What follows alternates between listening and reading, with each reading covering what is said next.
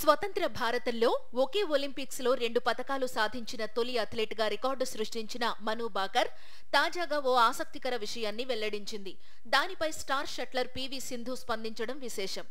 ఇంతకీ మను ఏం చెప్పింది? సింధు ఏమని రెస్పాండ్ అయ్యింది? భారత క్రీడా చరిత్రలో గొప్పవారి గురించి తెలుసుకుంటూనే ఉన్నా.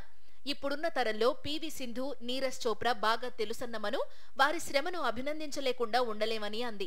ఓ దశలో తాను పివి సింధు కోసం ఫేక్ ప్రొఫైల్ ను క్రియేట్ చేశానని చెప్పింది.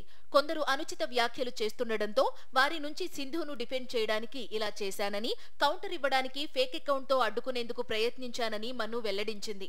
తాజాగా ఈ అంశంపై స్పందించిన పివి సింధు, నీ మంచి మనసుకు ధన్యవాదాలు.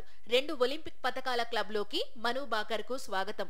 మేం కూడా నీ మార్గంలోనే ఉన్నామని పోస్టు పెట్టింది. మహిళల సింగిల్స్ బ్యాడ్మింటన్ పోటీల్లో మధ్యాహ్నం క్రిస్టిన్ తో పివి సింధు తలపడనుంది. ఇందులో విజయం సాధిస్తే క్వార్టర్స్ కు చేరుకుంటుంది.